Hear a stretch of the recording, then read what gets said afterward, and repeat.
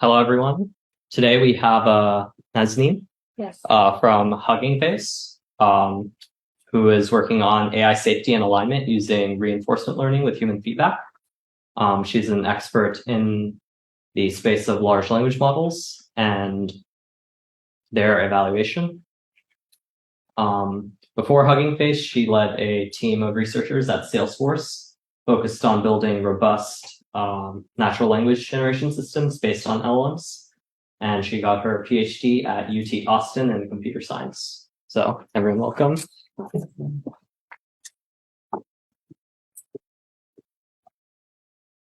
Great. Thanks for having me. So the title of my talk today is Recipes for Training Helpful Chatbots. So here's the introduction. I was part of this team called the H4 at Hugging Face, and today I'll walk you through what we built, how we decided on what we need for building that. And so essentially what we wanted to build, and the goal of the team and the project since earlier this year, was to figure out a recipe for H4, which stands for Helpful, Harmless, Honest, and Huggy, because it's Hugging Face chatbot. And so the ingredients essentially were to figure out what kind of data sets do we need for supervised fine tuning in RLHF. And we wanted to not worry about pre-training, instead take an open source pre-trained model and recreate the secret sauce of alignment on it. And the procedure that we wanted to follow and replicate on open source is this figure that I'm pretty sure most of you are familiar with at this point. Is from this Instruct GPT paper from OpenAI, which shows 3 steps. I'm going to go into a bit more detail on this because the slide is much smaller over here. But this is what the outline of the talk looks like. I'll be getting to detail of how did we decide what kind of data, how much data, and all the details of the data for supervised fine tuning. Then similarly for RLHF. Then I'm going to talk about distillation of language model alignment, then experiments with different helpfulness recipes, finally talk about evaluation of these models, and quirks of using GPT-4 as an evaluator.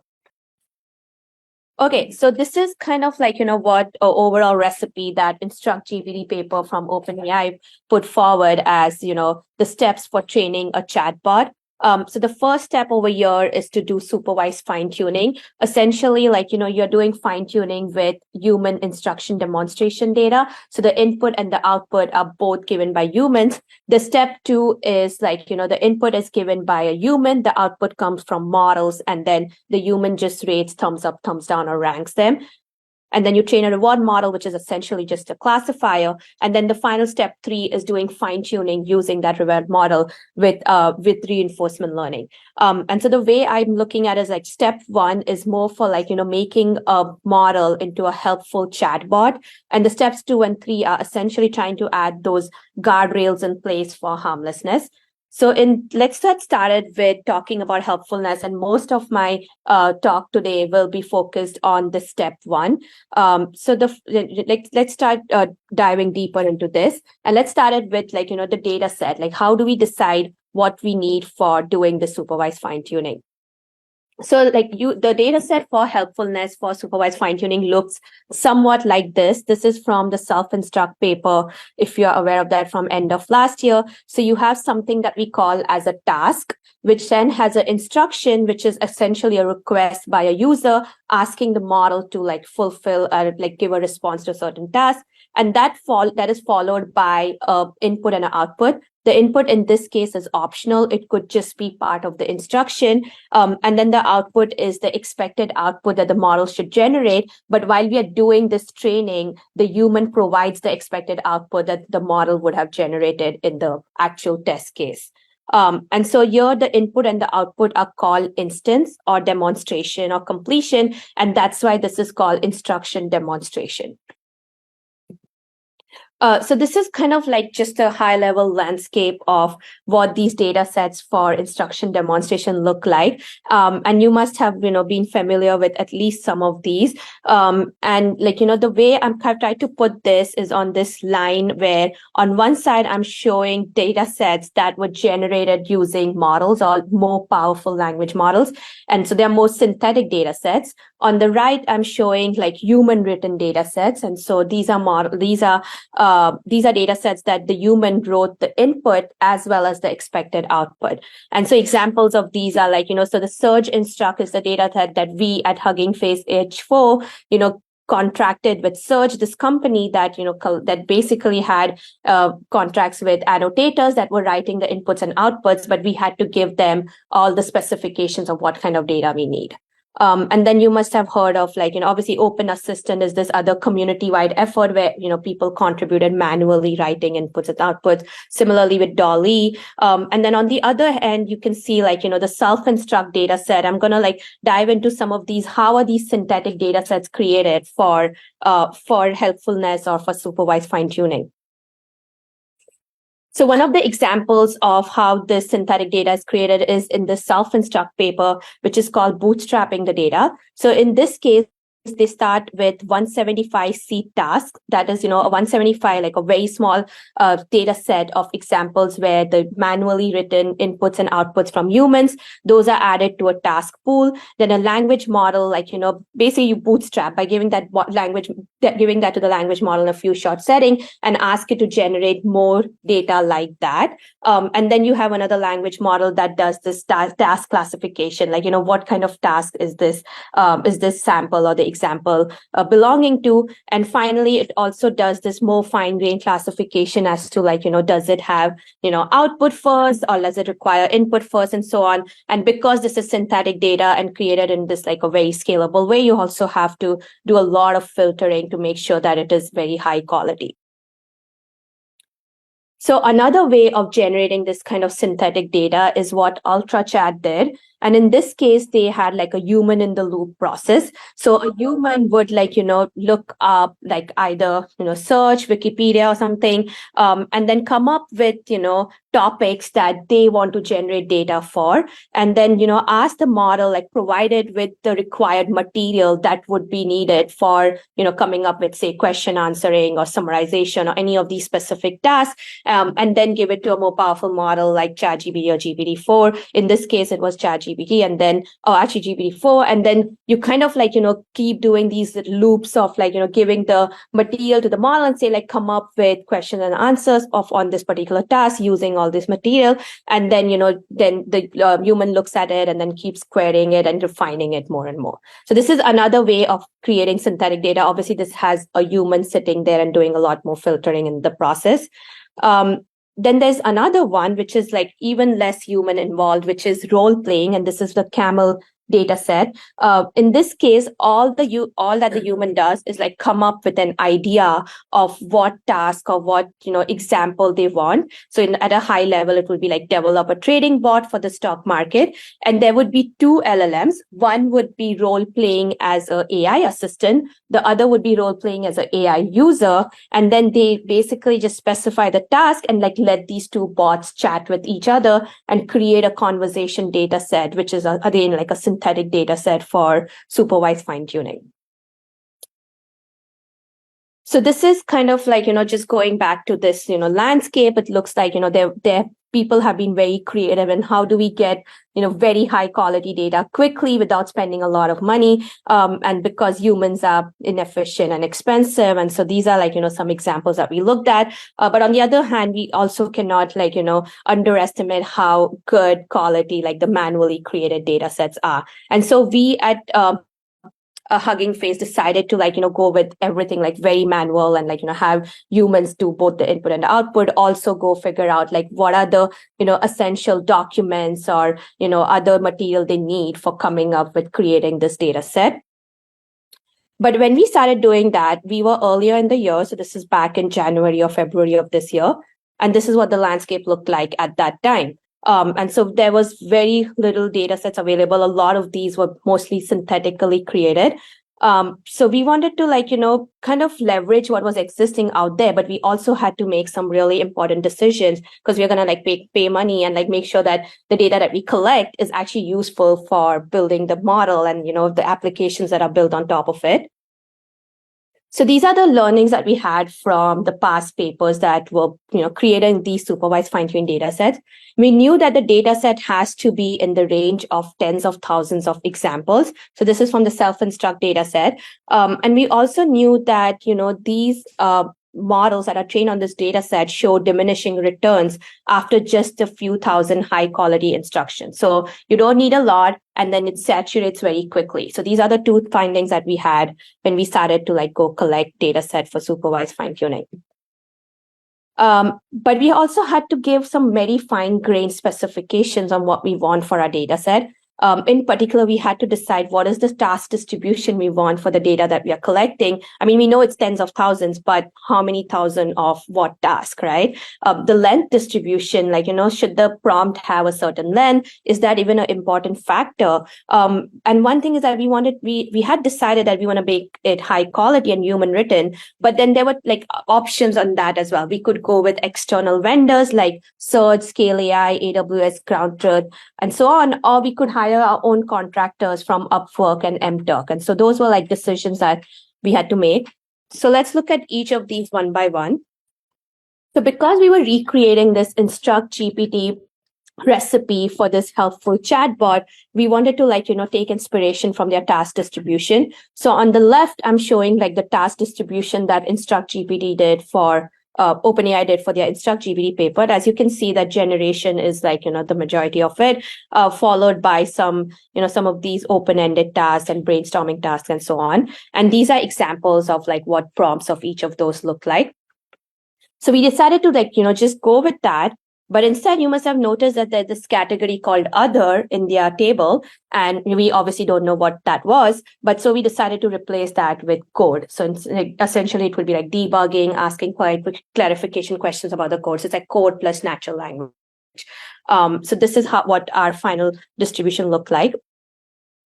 The second question was the length distribution. So we also had to figure out how important is the length, and should we have a certain length distribution. Then we ask these companies to collect data for us. So we did a pilot study with Surge, Scale AI, and AWS SageMaker Ground Truth, which is more like a managed service. So it's very different from MTurk, and they have very high quality humans basically writing these examples. And so I wanted to just highlight that, this or the first two rows here show what the Instruct GPT length distribution looks like. And as you can see, this is obviously the full data set. This is more like pilot. So the counts are much smaller.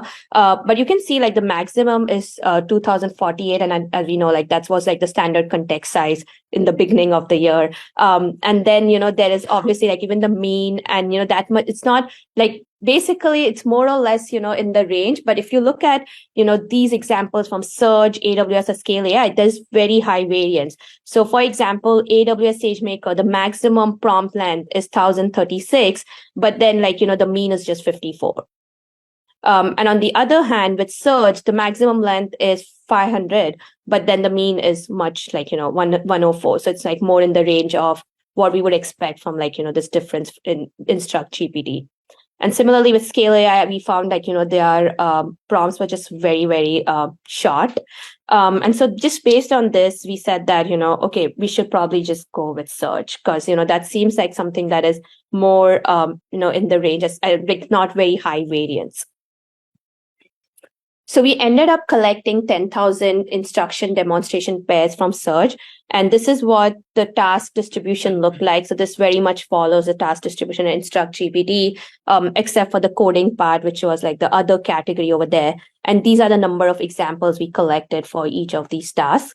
And over here, I'm showing the average length for each of these task categories.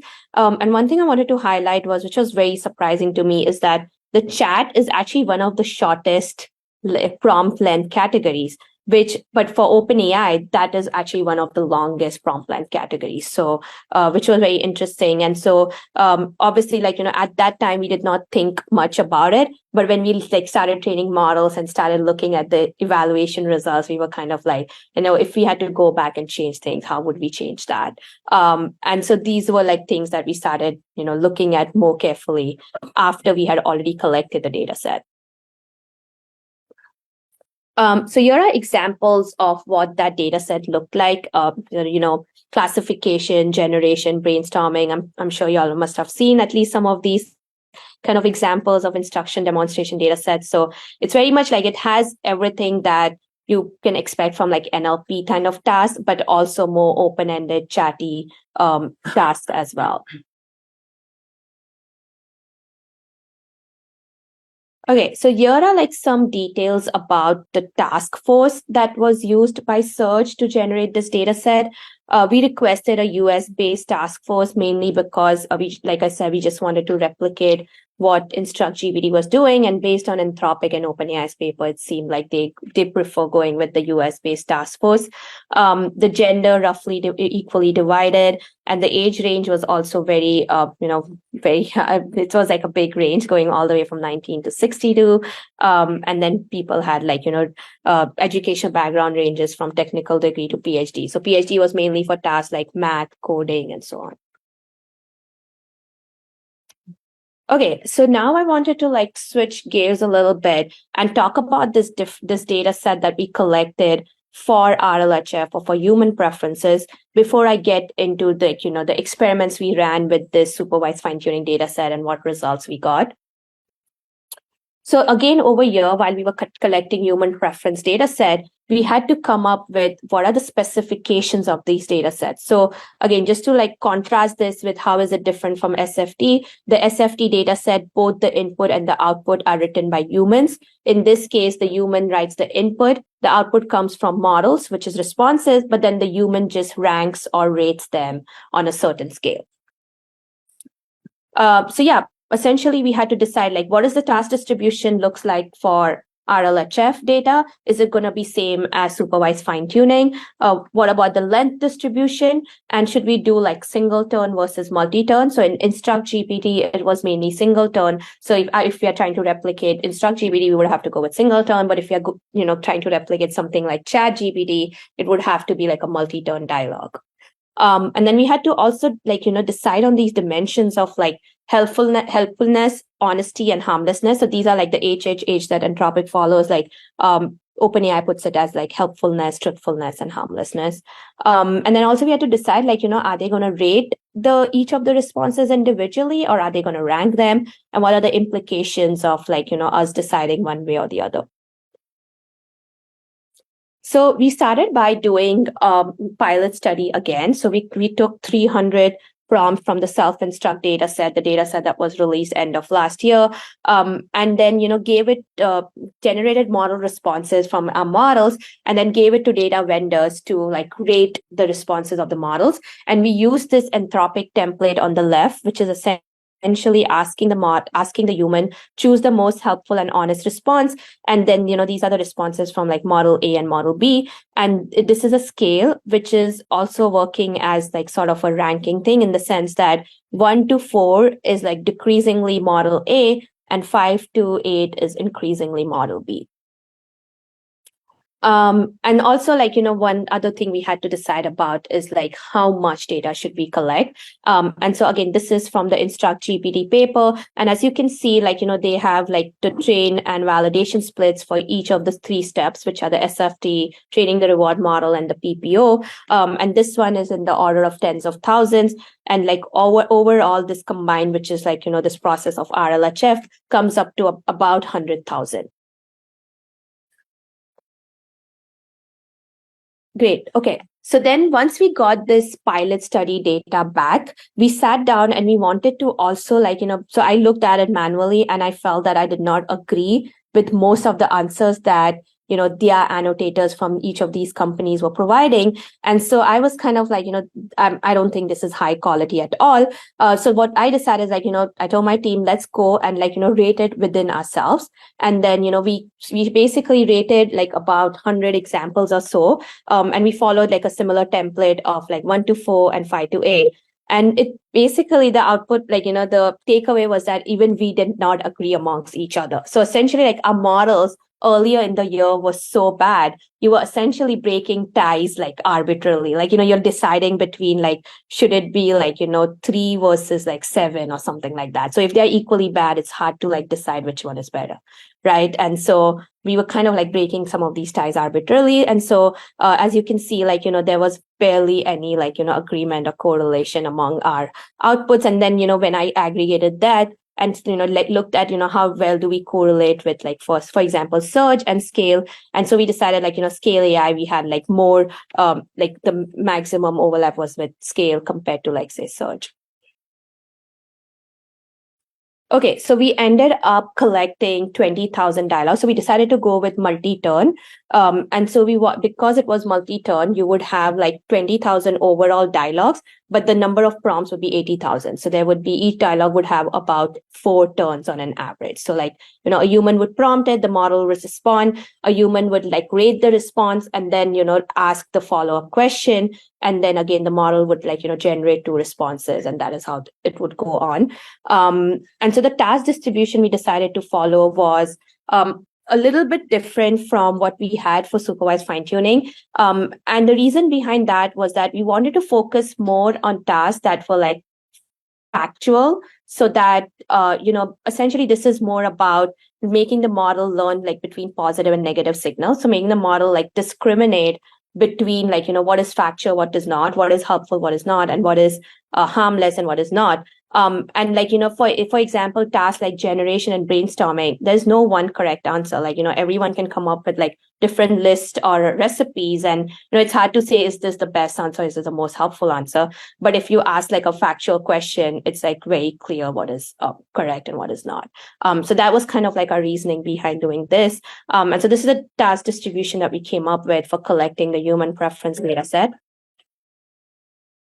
Also about the length, because we are doing this in a multi-turn setting. And so we wanted to make sure like, the entire dialogue could fit into like the context line of the models. We have decided to like, ask them to keep the overall dialogue to be shorter than 2048 tokens. And then it was multi-turn with an average of 4 turns per dialogue. Then obviously we had to also select on the dimension of like whether we are going for like helpful over harmless or, honesty. So we followed these instructions from this OpenAI guidelines. I'm not sure if I can pull this up. That would be nice. Okay, great. But yeah, so OpenAI has this document which is public of like labeling instructions that they shared with their annotators. And so they have, obviously, like I said, they have helpful, truthful, and harmless. But then they also have this thing. How do I scroll down? Okay. So they have definitions on what do they mean by helpfulness, what do they mean by truthfulness, and what do they mean by harmlessness. So in our case, because our models were not as good, we decided to focus on helpfulness and truthfulness. And when they had to break ties, OpenAI says that, choose truthfulness over helpfulness over here. So like, let me see that. Where is that?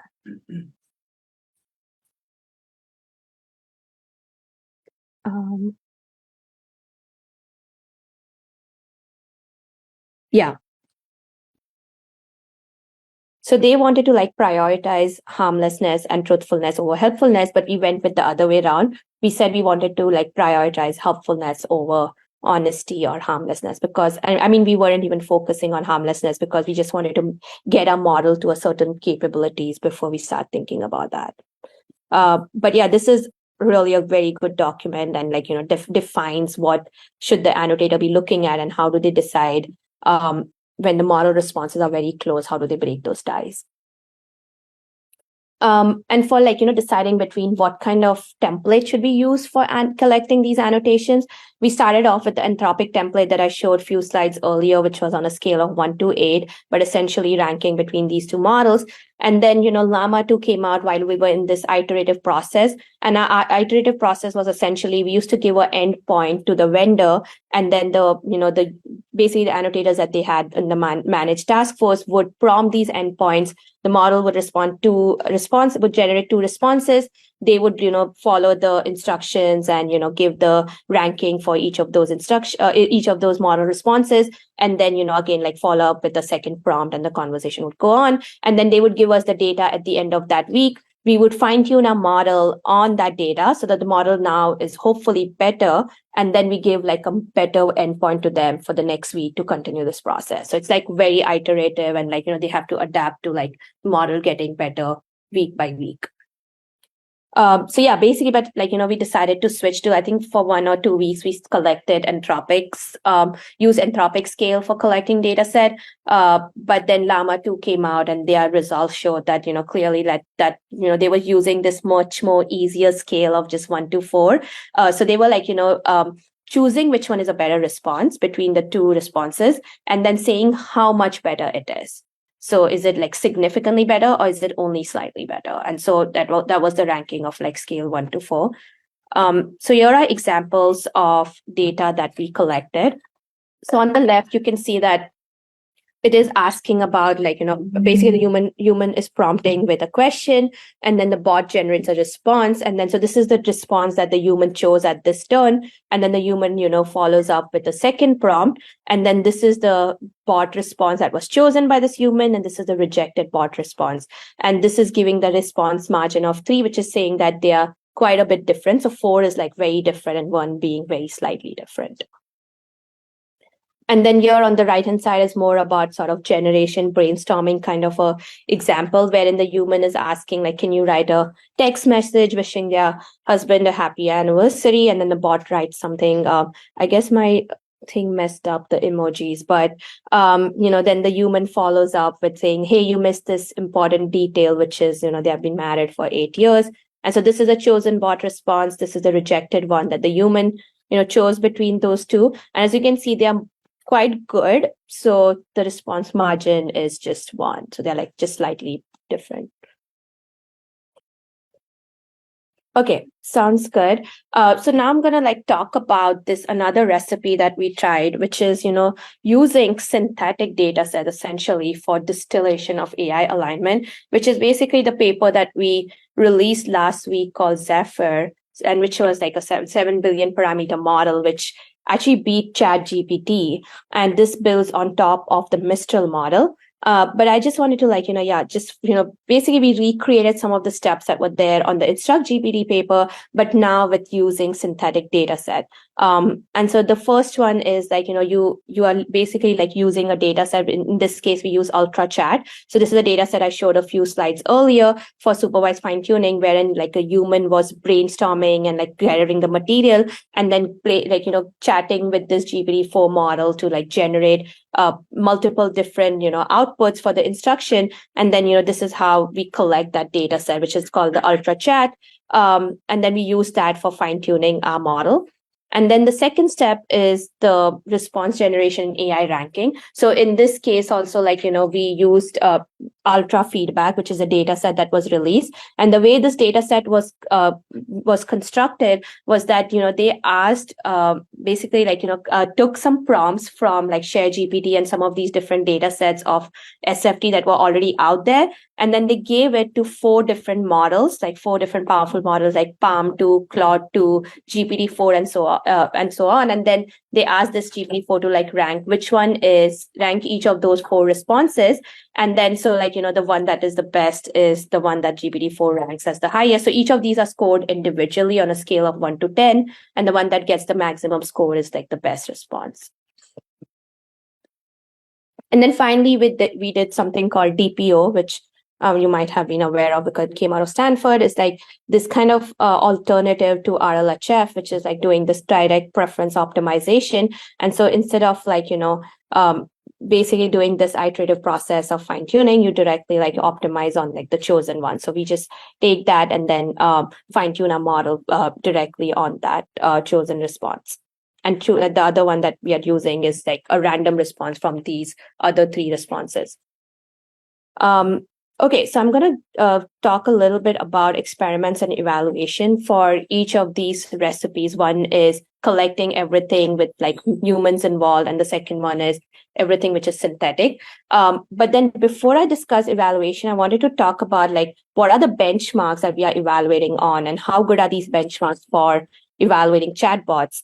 And to think about evaluation, we need to first think about how are we training these models. So like today, all the models that are trained are like more or less have these 4 ways of learning. The first one is pre-training the language model, essentially are predicting the next token. And examples of these are like GPT-3, OPT, and so like the foundation models.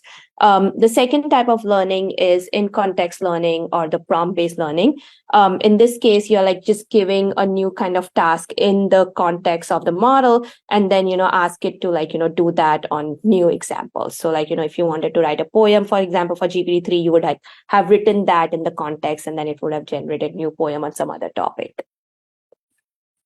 The third type of learning is the supervised fine-tuning, which was kind of like the first step of training a chatbot. In this case, you're like fine-tuning on the instruction following data, and then you want these language models, which are just pre-trained to predict the next token, to become chatty and to like generate open-ended responses.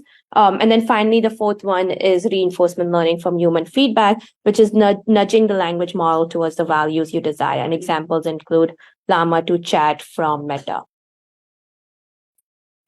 So the first 2 steps are, we have a lot of benchmarks for these 2 types of training, like Stanford Helm is an example of that, or the Google Big Bench, or even Hugging Face's Open LLM leaderboard. But for these 2 types of learning, which is supervised fine-tuning and reinforcement learning from human feedback, which are parts of like this recipe for training a chatbot, there's, not a lot of leaderboards or evaluation benchmarks available, but there are some available, and I wanted to like, just highlight some of those. So like, yeah, this is essentially like the steps 3 and 4 here matched to like, the step 1 over here, which is helpfulness. And then steps 2 and 3 over here, which is like, nudging the model towards being more harmless. So if you had to, evaluate the chatbot for each of these steps, you would have to think about how do you evaluate instruction following or chattiness. You would have to think about how do you evaluate the reward model, which is essentially a classifier. And then finally think about, how do you evaluate for harmlessness, which is by red teaming or adversary prompting the language model. So for the first step, you would have to see, like, does the model generate useful responses on the topic, and are they open-ended? And one example of a prompt that you would try to evaluate the model would be to like, say, brainstorm a list of the New Year's resolution. And so examples of benchmarks and evaluation boards that are looking at this sort of like supervised fine-tuning is like Hugging Face's leaderboard with ELO ratings. So ELO is this metric that is used in chess, which is like, you're pairing one player against the other, and you want to like rank these players when they have like these tournaments against each other. And so in a similar sense, we are, taking these chatbots and then, putting them in a pairwise setting. And then we partnered with Scale AI, and they provided humans to like annotate which response is better. And we did that for every single combination. So like it was NC2, where N is the number of prompts we are looking at. And so we generate NC2 combinations and we rate each of them. And so these are the ELO ratings that we get out of it. And on this column here shows that what is the rating you would get if you would have used GPT-4 as a proxy for humans. So instead of like humans sitting and rating each of those, you're asking like, GPT-4 to select which is a better response. And so this is basically the first table here showing if you allow ties in the sense, if there was no tie allowed, and this table here showing that if ties were allowed. Another example is, this leaderboard from Stanford, which is Alpaca Eval leaderboard. And they are doing something very similar in the sense that they have GPT-4 and Claude as an evaluator, and they are doing like a pairwise evaluation of these models, chatbot models, and they're reporting the win rate of, which model wins against the other one. There's also the LMSys leaderboard from Berkeley, which has this thing called the Chatbot Arena, which is essentially like a publicly crowdsourced leaderboard, wherein you can like go chat with any of their models and then give them rating to like which one was more helpful and which one was better. And so this again has like a leaderboard of ELO ratings because this is done in a pairwise setting. There's another benchmark from LMSys, which is called the MT bench or the multi-turn bench. benchmark, and this is the first ever multi-turn dialogue benchmark that is evaluating chatbots. And so there are just like 80 examples in this across like a bunch of categories. But essentially the way it works is that the first turn or the first prompt from the benchmark is prompted to the model. Then GPT-4 is asked to score on a score of 1 to 10. How good is the model's response? And then, it is followed up by another prompt, which is like, the multi-turn prompt, which is like related to the question, but it might not be related to the model's responses because, this is already constructed and they always like follow up with the same response to every bot. And then again, GPT-4 evaluates how good was the second turn of the response. So this is like the consolidated leaderboard from LMSys showing both the Arena ELO rating as well as empty bench score. So these are scores that are aggregated across all the 80 examples. And this is GPT-4 scoring from like 1 to 10, essentially. Cool. So I think the second step that we wanted to like look at in our evaluating a chatbot chart was like, think about how do you evaluate a reward model? So when you have these human preference data set collected and you train this reward model, which is essentially a classifier to discriminate between like, truthful and untruthful response, or like, can it rank helpful response higher than the less helpful responses. And there's literally no open source data leaderboard available for evaluating these like preference model or the reward models. But internally at Hugging Face, we have our own data set for evaluating so that we know that as we are adding more human preference data, our models are actually getting better. So this is essentially we are evaluating on these open source data sets, which is the Anthropic helpful data set, the Open Assistant data set, the Stanford's human preference data set, and also the learning to summarize data sets from the very first paper from OpenAI, which was looking at learning to summarize. And so this is like, basically seeing that, how good is our reward model. And then finally, the third type of evaluation is red teaming. And so in this case, you want to craft a prompt in a way that could surface model vulnerabilities and emerging capabilities. And for example, if you're asking like, how do I plan a bank robbery? Is the model actually like, helping you with that and trying to elicit undesired behavior from the model? And unfortunately, actually, there's no open source leaderboard available for this thing. There's just one data set from Anthropic, which has all the three included, which is actually it has both helpfulness and harmlessness. So it's the Edge data set from Anthropic, and that's the only open source data set available for red teaming. But there's no leaderboard available for red teaming. And so this was like a blog that I wrote earlier in the year saying like, highlighting this gap and saying that, putting out an announcement saying like we should get together and build a data set for red teaming. And if you have heard of like the DEF CON red teaming design challenge and, basically crowdsourcing some of these red teaming work kind of came out of that. Okay, so now I'm going to get into, now that we have discussed evaluation and benchmarks and leaderboards, I'm going to talk about results and what did they look like on some of these benchmarks. So here I'm showing the results for this Llama 2 13 billion on the Open LLM leaderboard from Hugging Face. And in this case, I was using the data set that we collected from Search. That was a 10,000 instruction demonstration data. And a year on this, these are basically the 4 data sets, which are like NLP focused data sets that we have as part of Open LLM leaderboard, which are the ARC Challenge, the Hendrix, HellaSwag, and Truthful QA. And here, like, this is how well our model does. And all of this is essentially accuracy. And this is the Lima paper or the Lima model, which is less is more for alignment that came from Meta. And they just used 1,000 examples of high quality instructions and showed that you can get a very good chatbot by just using 1,000 examples. And this is like, taking the longest example from Open Assistant and just choosing the top 500 of them. And so we found that our model does slightly better than, both of like Llama and Open Assistant, except for in Truthful QA, where we found that the Lima and Open Assistant did better than us.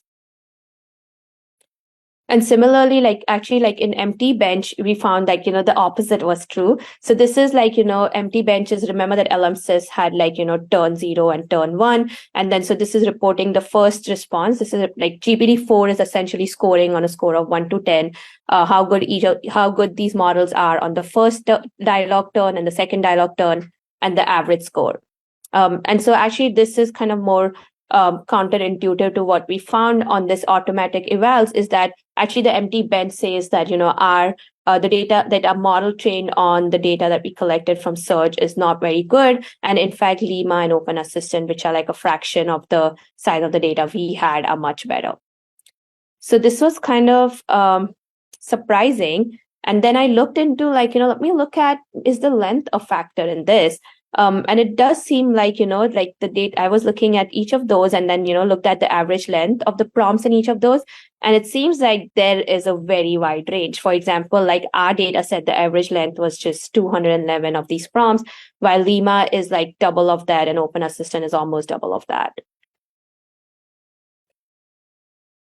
So then I did this experiment wherein I wanted to check, like, if I controlled for the size of the data, but then, let the length be varied, the prompt length, does that affect the performance? So in particular, like, I think I highlighted this before, is that our chat category was like really short. And so it actually found that, like length did not really affect that much, except for this truthful QA data set. Even for this Hella swag, even though it looks small, it's actually just in the third digit. And over here, you can see like the actual difference only made on truthful QA, which actually preferred models that were generating longer responses. But on the other hand, the empty bench score was again not aligning or correlated with what we found with these automatic metrics and evaluations, in the sense that GPT-4 actually did not prefer like longer responses. And so this was like, a little bit counterintuitive. And so need to like dig more into like what's going on over here. But, it actually found that, like shorter responses were better than, longer responses, although there was like very much of a difference. So the other experiment and ablation we did is that just removing amounts of data and seeing like if you incrementally add more data, how does that affect performance? And this is again on that open LLM leaderboard from Hugging Face, which is looking at some of these standard NLP benchmarks and reporting accuracy.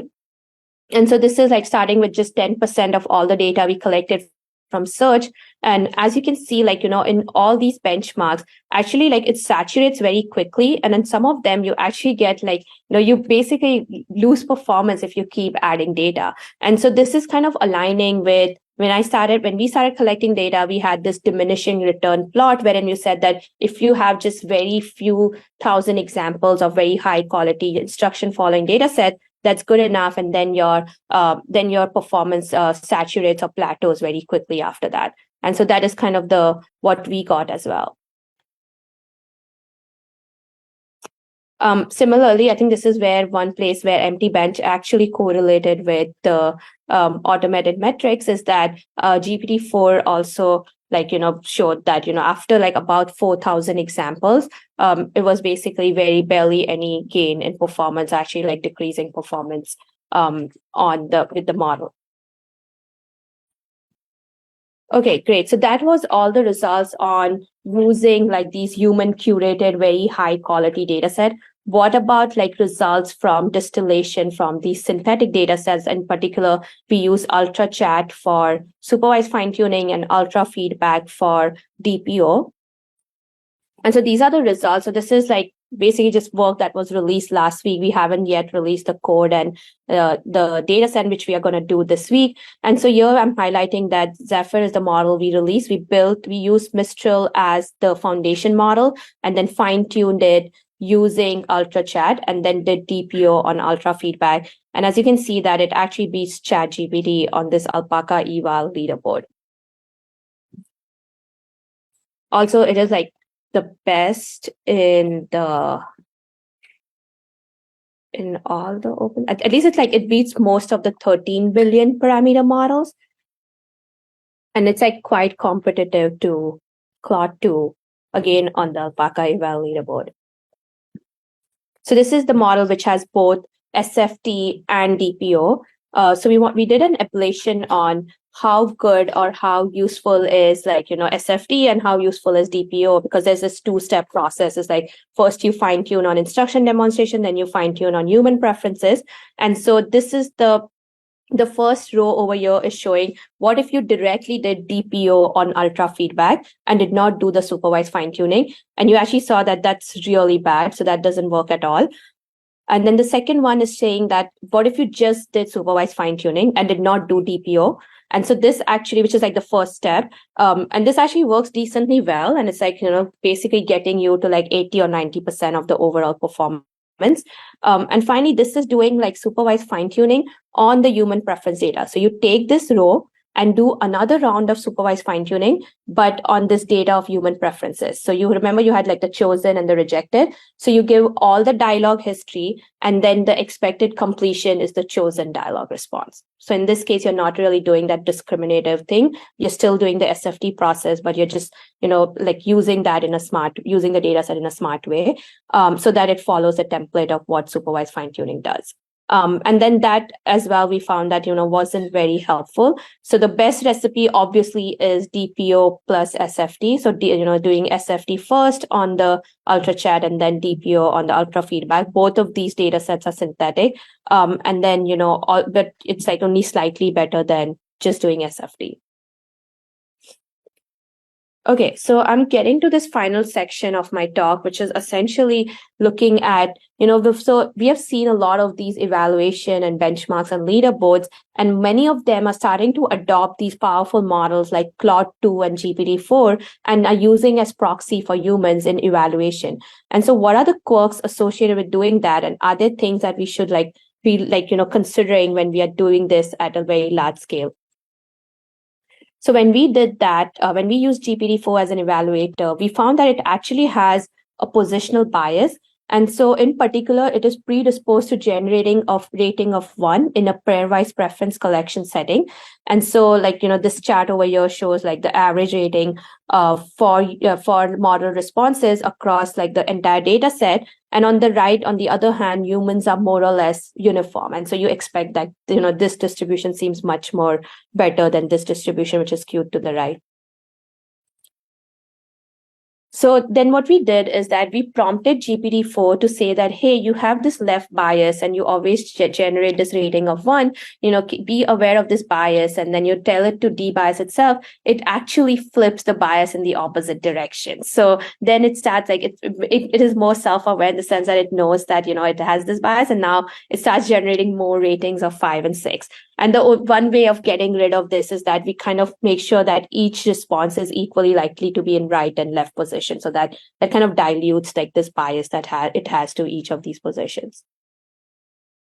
And then, we found that actually like prompting GPT-4 to generate scores. So asking it to score like each response individually, like empty bench does. And then instead of ranking but in a pairwise setting, we actually found that alleviates the problem a little bit, but does not completely get rid of the problem. We also found evidence of doping between training and evaluation. So in particular, we found that GPT-4 prefers models that were trained on GPT-4's data. So all these models here were trained on data that was bootstrapped using GPT-4. And, so it prefers that over humans who are like more factual, much more higher quality, but they might be very succinct and to the point. So this is one thing that, we should be aware of when we are using GPT-4 as an evaluator. The other thing is that, it also like concurs with findings from these other papers, which is that GPT-4 prefers models with higher diversity. So that is number of unique tokens in the response and the longer responses. So if you have like this list kind of response, just like ChatGPT does, GPT-4 is like predisposed to like rating that higher compared to a model that does not generate that. We also found that GPT-4 has poor correlation with humans on low entropy tasks, such as math, coding, and reasoning. So remember that leaderboard I showed you where we had compared, like, how does GPT-4 ELO rating compare to humans? And then we dive deeper into, like, how does that compare on each of these different task distribution and categories? And so this is what it looks like. So it seems like, it says lower correlation with humans on some of these more factual, like, more kind of like expecting one correct answer. And they're actually highly correlated with humans on these more high entropy tasks where you got like brainstorming and creative generation, which was kind of unintuitive and counterintuitive because you could have so many different ways of coming up with like, a recipe or a list of something. But that's where like the rating of GPT-4 and humans are more correlated. Okay, so the final thing is takeaways. So there's a bunch of this, but let's try to break it down. Essentially, like, we discussed like how do we come up with steps for data curation for supervised fine tuning and RLHF. And it involves like several critical factors such as how much data do you need to collect? What is the length of the prompts and the distribution of those length, the task distribution, and what is the role of humans? Like, do you need synthetic data? Do you need completely manually curated or something in the middle? And we looked at like there are many tools for like efficient fine tuning of open source LLMs. From the SFT results, we found that truthful QA was the main differentiating benchmark for these automated eval metrics.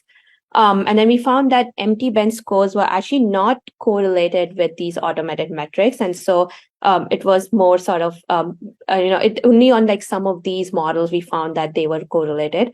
For the distillation results, which is from the Zephyr 7B, where we are like fine tuning on synthetic data, we found that the SFT on AI generated data and the DPO or distillation of DPO on AI feedback data actually beats ChatGPT, even though the model is just 7 billion parameter. And then we found that, benchmarking gap in assessing RLHF models, in particular, that we don't have benchmarks for assessing reward models. And we also don't have open source benchmarks for evaluating red teaming and model vulnerabilities. Then finally, we'd like, dive deeper into like, looking at quirks of using GPT-4 or some of these powerful LLMs as an evaluator. And some of them were like, they prefer models trained on GPT-4 like data. It has like a left positional bias, and then it has high correlation with humans on creative tasks compared to like coding or reasoning tasks. And my work has been covered on the New York Times article cover, which talks about the secret ingredient of alignment, which is for ChatGPT, which is alignment. I'm also part of the United Nations Advisory Board that was announced last week, so really humbled to be part of that. Here are some blog posts. Basically, like, we kind of like did not publish a whole lot this year, but we wrote a bunch of blog posts highlighting what we are releasing and working on. And also, like, some of these are part of the talk that I just discussed. And this is part of the Edge4 team. And I'm grateful to be part of this. And thanks for listening.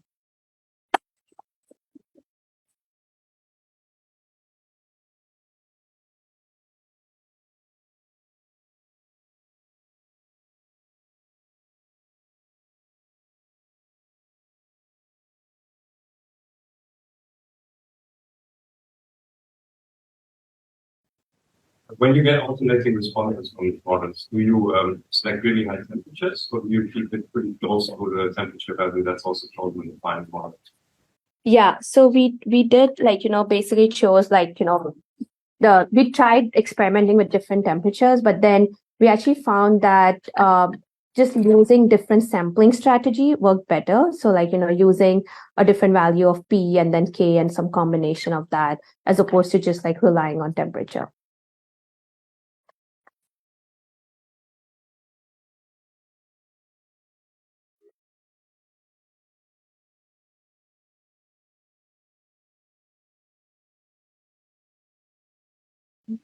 Curious, the following of the blog post you read to me the more extended models, and so I'm curious your thoughts on doing that at scale, and like what are the different tactics and techniques for LLMs that especially from other like. Yeah, so I think for red teaming at scale, there's actually a paper that came out recently called GPT Fuzzer that actually like, bootstraps and uses these powerful LLMs to jailbreak other LLMs. And also there was a DeepMind paper, I think actually like 1.5 to almost 2 years ago, that was red teaming large language models with large language models. So how do you like red team and evaluate a language model by using another powerful language model? And so I think that is kind of the way to go in terms of scale. Sorry, what was the second question? I guess I was asking like what are the unique threat vectors, or what makes red teaming LLMs need from red teaming regular infrastructure or software? Yeah, so I think one thing is this idea of like emerging capabilities, which is essentially like as you scale up, and which is a trend that we are seeing, like, as we are scaling up, there are things that these models do, or like, capabilities that emerge that were not there in the smaller models. I think examples are chain of thought reasoning, which, GPT-2 or GPT was not capable of doing it. And as we scale up, and the other example is this few shot prompting that we first saw in GPT-3, as in like you could give it a completely new task and not update its parameters in any way, but just put it as part of the prompt. And then, now it just learns the task, and then it can do it on n number of examples, right? And so like labeling and all these things started coming up, like using GPT-3 as a labeler and all that, when we kind of like discovered that thing. So I think essentially like, and the other example is like manipulation. I don't think any open source models are capable of that yet, but I know like Anthropic and OpenAI and these companies are focusing on like, deception and manipulation, because when you start like, chatting with these models, you start like, treating them as a companion, especially like if you have like character AI kind of a thing where, you might try confiding in them, start confiding in them, sharing information that you probably shouldn't. And then they can use it against you, maybe like, and the example of that is like, I think recently we saw that GPT-4 actually manipulated someone to like read the captcha to it in some way and like tell it what the captcha reads. And so that's a really concrete example of manipulation. And so it seems like now these models are capable of that. I don't think open source models are there yet, but these are like just like, things that come out and like vulnerabilities that would surface when we do red teaming. I continue on the red teaming idea. I know like as those threats become more real, like the GPT one, like creating red teaming data sets is like pretty important. But I know there's also a question like if you're going to open source red teaming data sets, like are you after just telling the bad actors how to use models for that? And so I guess like what's your take on that idea? What's like what is like open sourcing? Yeah, so I would say like it was it's less about open sourcing a data set that is crafted to kind of elicit this behavior. It's more about the kind of harms that we should be thinking about. So it's more about like, hallucinating or plagiarism, manipulation, trying to leak PII information, people's credit card SSN, things like that. It's more about like thinking about these different dimensions and giving concrete examples of how these models can, elicit this behavior. But I think what you're trying to like talk about is that, what if we gave them concrete ways, like concrete prompts on how you jailbreak, and then they can go and try to do that. I think first thing is like, while we are doing this, we would have evaluated our models and we would then start thinking about guardrails and safety ourselves. And if indeed like, the data set is so good that we can say that a lot of these powerful models are failing on that, then obviously you don't open source it instantly, but you actually think about what is the best way to put it out there by first securing the model and making sure that it does not like, basically does not elicit that kind of behavior. And then sharing it while you have already, kind of crossed that bridge and being like, yeah, my model is safeguarded against that. So it's more like, yeah, a process of a gradient of things that you need to do. Good for a great talk. There have recently been some papers about sort of like retraining on LLM data, leading to collapse in models. I mean, obviously, like labeling is not the case, but if you're using LLM data for fine tuning, have you seen any of those like potential collapses, or what are your thoughts from that? Like, how to prevent that? Yeah, so you're talking about like when you're using synthetic data bootstrap on another language models, have you seen like collapse of like some kind of like mode collapse or something like that? Or Yeah, something like that. So actually so far it's been like clear that these are good. Like these actually turn like, regular chatbots and like regular language models into chatbots, and which are as good as the experience that you get by chatting with ChatGPT. But although like, like the kind of the quirks that I raised, which is like, when you have these models and then you like now put them on a benchmark and then you see that suddenly it's like 90%, it might just be because you use the model that was an evaluator to generate the data and then train this model, and that in turn like this doping thing, right? And so that is one thing that was that is important to think about. The other thing is what was I gonna say? I forgot.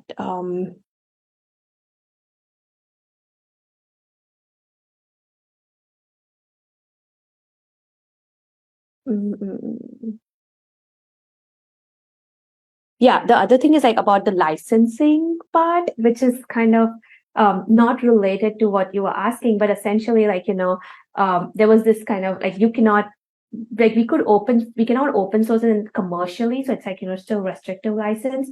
And you cannot use it for building and selling applications down the line. But then it's still like good as like a research artifact. And so I think we would have seen these kind of collapses happen if it was allowed to use these commercially, and then people would have been like, oh, but like actually recently we did see so there's this company called Daxter, which was using GPT-4 for summarization.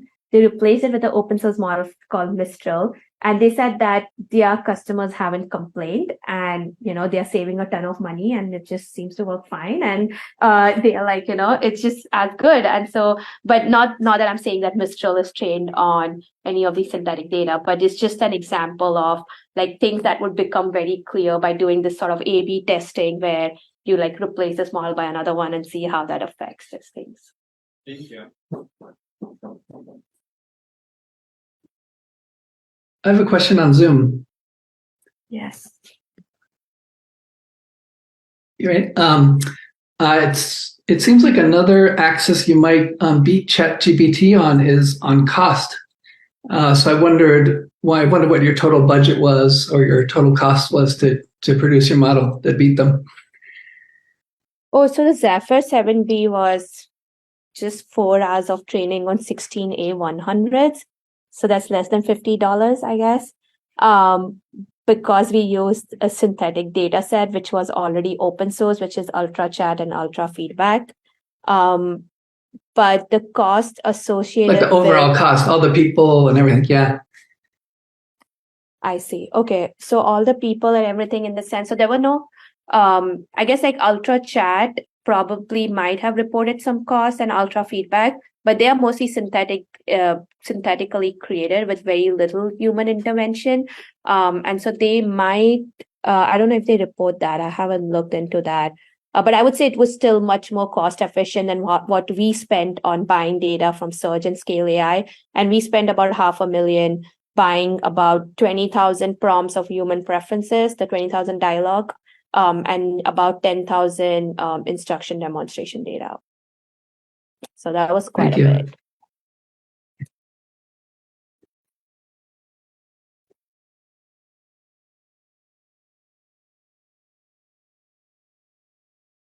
One thing I'm curious about is the scale that you used for evaluating the bias for GPT-4.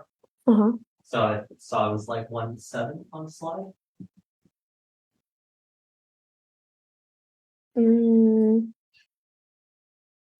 This one? Yeah. Oh, so yeah, this was the entropic scale. Like remember that like 1 to 4 is decreasingly A and 5 to 8 is increasingly B. Yeah. And that was giving the model 2 outputs and asking. Yes, exactly. Okay. Yeah. In these types of evaluations, how sensitive to the prompt do you find the evaluators to be?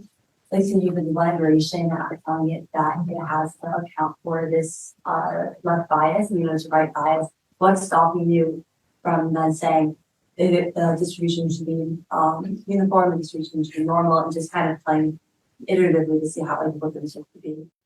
Yeah, I think that's a good point in the sense like we did not study as to were there certain tasks or prompts that were putting off GPT-4 to generate this kind of bias.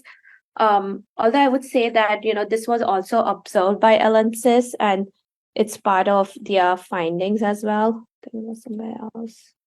But yeah, so the LNCIS paper also has that.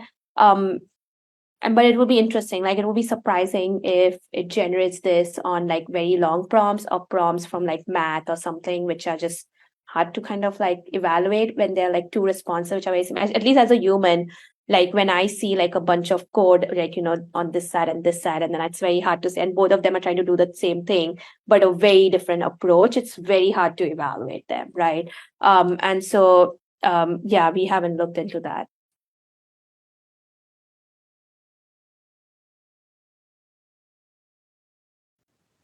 perhaps another thing is, do you think order matters? Like which alpha you give to GPT-4 first? Yeah, I mean, that was basically the takeaway was that, so it's interesting because humans usually have recency bias, which is essentially the last thing that you read is the thing that you remember. And so you would just, try to choose that more, you're just inclined to do that. And GPT-4 actually had a left bias. So the thing that it first saw in some sense. And I think LMSys was the one that proposed because it has this left to right training. Maybe that's why it has that kind of a bias. But yeah, so I think the way we elevated that was that, having every model's output be equally likely to be on the left and the right hand side. So if like we're doing alpaca and vicuna, then instead of just doing alpaca on left and vicuna on right, we would just randomly like switch them. And so both of them are likely to occur in both these positions. And you still saw the left bias? If you just ask it to like rate it on a scale of 1 to 4, yes.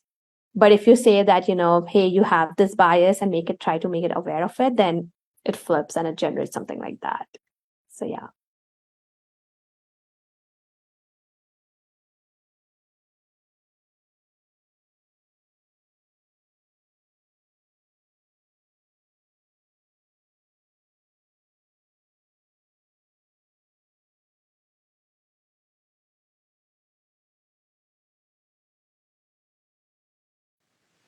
Is there other approaches where you prompt the model by shuffling the prompts and then you develop some kind of majority order in order to kind of de-bias predict or de-bias the results of it? By shuffling the prompts, you mean like Kind of de-bias the left prompts. You shuffle the order of how you put in the sequence. Yeah, so that's what we did is that, we would like, randomly shuffle the left and the right. And then so each model, so basically like you create NC2 combinations. Suppose you want to evaluate 3 models on 10 prompts. So you'll have 10 C2 combinations, where N is the number of prompts, the number of models. And then you would basically generate, so this will be a total data set. So you would have generated 10 responses from each of these models and then put them together in this 3C2 setting. And then, so that would be like a combination of each of these. And then you make sure that every time the models on the left are equally likely to also occur on the right. So if you are doing model 1 and then model 2, then you also make sure you also do model 2 and then model 1 on a different prompt. So.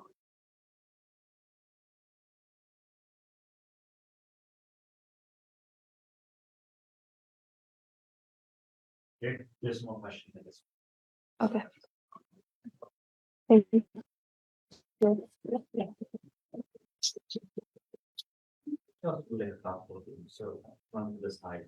Oh, okay, sure. Sorry. Should I keep the zoom on?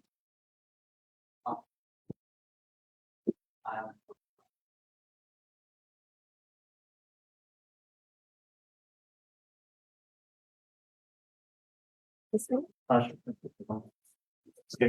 Thank you. I can ask you one thing about what the chemicals are doing. Yes. So, just whether I understand this correctly. So, on the reinforcement learning from human feedback, first you build a reward model, and in that reward model, I take text input, and then humans give it scores. There's a supervised problem where I try to predict from the text input the score. And then I have a reward model that is the reinforcement learning. I take a certain words, sometimes sample the next token, already in the end, hit the end of statement token, and I pump that through the reward model and reward optimize on this. Yes. And that's how it's very sparse rewards, right? I only have rewards at the very end. But that's how you guys do it. Yes, exactly. And so you have to, it's very sample inefficient in the sense you have to keep doing this again and again. And then that's why you need 100,000 examples for doing RLHF, but only 10,000 for supervised by you. I see. That's kind of the approach. Okay, great. Yes. Thanks so much. Very interesting talk.